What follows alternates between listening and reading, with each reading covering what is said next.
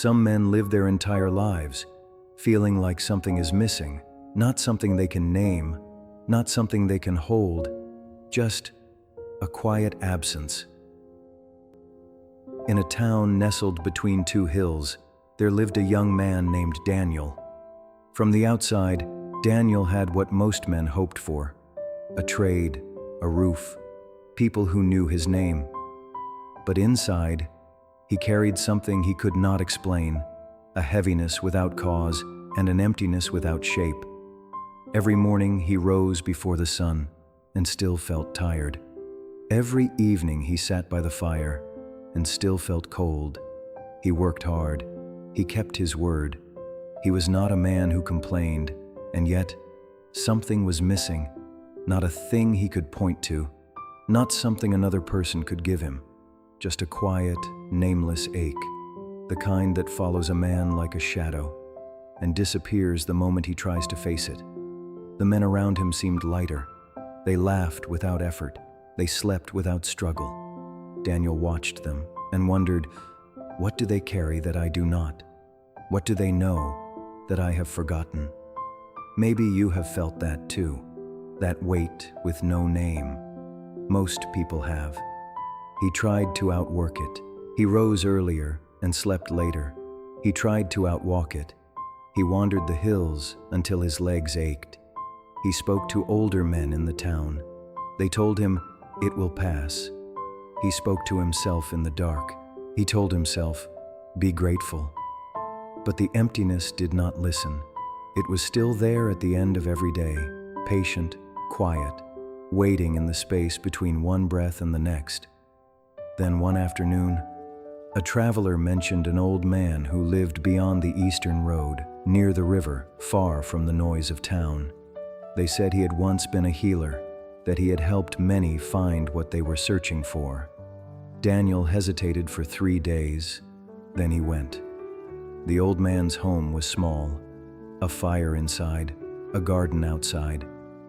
He was sitting by the river when Daniel arrived, eyes half closed, hands resting gently on his knees. He looked at Daniel for a long moment, without speaking. Then he stood, walked inside, and returned with an empty clay jar. He placed it in Daniel's hands and said, "Walk to the river.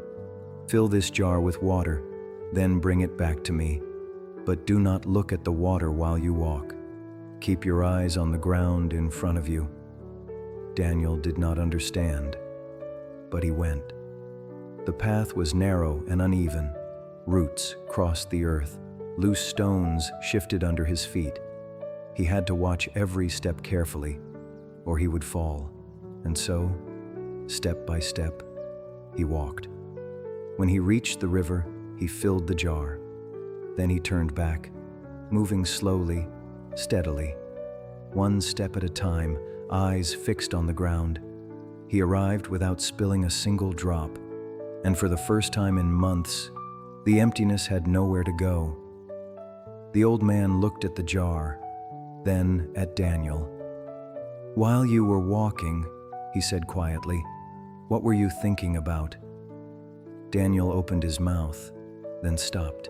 He searched his memory and realized there was nothing, not the past, not the worry, not the weight he carried every day, only the path, the steps, the water. "Nothing," he said softly. "I was only walking." The old man nodded. "You believe the emptiness lives in your life, but it does not. It lives in where you place your attention."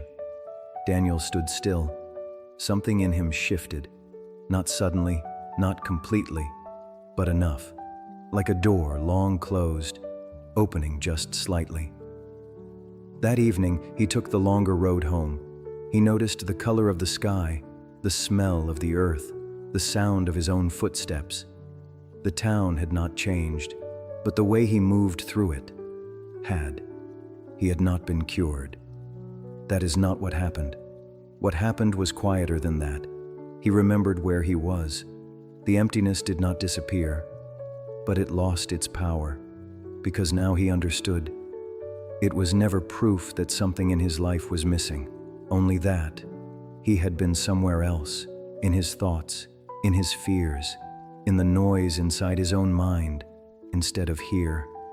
And here, he discovered, was enough.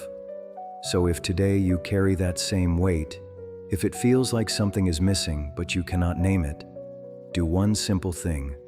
Find something in front of you, something real, and give it your full attention. Not because it will fix everything, but because it will bring you back, and you belong here, in this moment, right now.